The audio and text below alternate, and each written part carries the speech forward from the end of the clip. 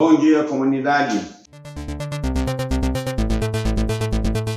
Hoje, quinta-feira, é o dia 17 de Tammuz, o dia conhecido aqui em Belém como Tisha B'Av Chiquito, o pequeno Tisha B'Av, né? Tisha B'Av é um jejum de 24 horas, o 17 de Tammuz é um jejum de 12 horas, do amanhecer do dia até o anoitecer do dia.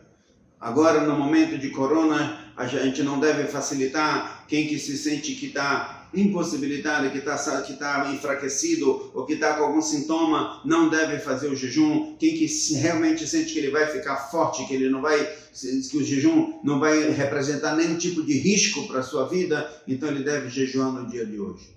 Diz o Talmud, 5 tragédias aconteceram no dia de hoje, no dia 17 de Tammuz. A primeira delas, cronologicamente falando, a primeira delas foi as tábuas da lei que foram quebradas. No dia que Moisés desceu do Monte Sinai, encontrou o povo fazendo o bezerro de ouro, ele foi lá e quebrou as tábuas. Então, por essas tábuas que se quebrou, nós fazemos um jejum no dia de hoje. Tem outros motivos, foi o dia que foi rompida a muralha de Jerusalém e os inimigos conseguiram adentrar Jerusalém para depois terminar na destruição do templo. Outro motivo por causa que foi queimado o Sefer Torah em público pelo um imperador, né, que queimou o Sefer Torah em público. Enfim, 5 motivos. Vamos falar o primeiro motivo. O primeiro motivo, que cronologicamente também foi o primeiro, as tábuas foram quebradas. Por isso nós jejuamos no dia de hoje. Por quê? Por que tem que jejuar? Porque as tábuas foram quebradas. A gente sabe na história que depois é verdade, foi muito triste, quebrou as tábuas, o povo estava fazendo pecado no bezerro de ouro, mas depois Deus deu de novo as tábuas, né? Teve as segundas tábuas, que substituiu as primeiras. Ou seja, nós tínhamos as tábuas. Tudo bem que era a segunda, não era exatamente igual à primeira, né? A primeira foi feita por Deus, a segunda foi feita por Moisés, mas de qualquer maneira teve a peça de reposição. Por que a gente jejua se nós realmente, não é que nós ficamos sem elas, nós ficamos com elas, nós tivemos as tábuas durante muito tempo. Explica o Talmud que do dia que quebrou as tábuas da lei tem um efeito para todas as gerações, e é esse efeito que nós choramos. O Talmud fala para nós que se as tábuas da lei não fossem quebradas, cada vez que a gente estudasse a Torá, a gente não ia esquecer nunca mais. Estudei um assunto na Torá, eu nunca mais ia esquecer, nunca mais na vida eu ia precisar estudar de novo, recapitular, lembrar como é que é, porque quando a gente estudasse, ia saber para o resto da vida, não ia haver o esquecimento. Outra coisa, se não tivesse quebrado as tábuas da lei, quando a gente estudasse um assunto, a gente ia entender profundamente aquele assunto. Hoje a gente não entende, uns entende mais, entende menos, mas a gente não entende profundamente o assunto. Ou seja, tanto na profundidade quanto na extensão, a gente está prejudicado nos dias de hoje. O que nós choramos, o que nós lamentamos, o que nós jejuamos, e que as tábuas foram quebradas, é que até hoje eu tenho maior dificuldade para conseguir estudar a Torá, e até quando eu estudo eu tenho que ficar recapitulando e repetindo, porque senão eu esqueço. Ou seja, o efeito daquela quebra das tábuas, ela está assim, acontecendo até os dias de hoje. Por isso que nós choramos por essa quebra das tábuas da lei. Aliás, essa paraxá, né, a paraxá de Pinhas, a paraxá que cai o 17 de Tammuz, né, ela cai sempre no período das 3 semanas, começa o período das 3 semanas, né, que fala sobre o período das 3 semanas, né, que é o período dos 9 dias, 3 semanas, 9 dias, né, que é sobre a destruição do templo, né, esse período desse luto pela destruição do templo. Isso nos leva a uma outra reflexão.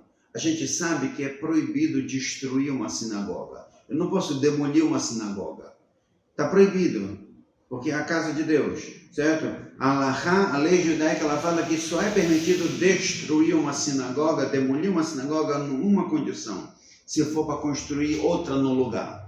E outra no lugar mais bonita, maior, mais bonita. Então eu posso destruir uma sinagoga antiga, uma sinagoga que está velha, que está precária, para construir uma maior e mais bonita no lugar. Mas fora disso, não é permitido destruir uma sinagoga. Não pode demolir uma sinagoga para fazer um campo, para fazer uma casa qualquer, uma loja, só se for para fazer uma outra sinagoga igual ou melhor. Então, como é que Deus destruiu a grande sinagoga que é o templo.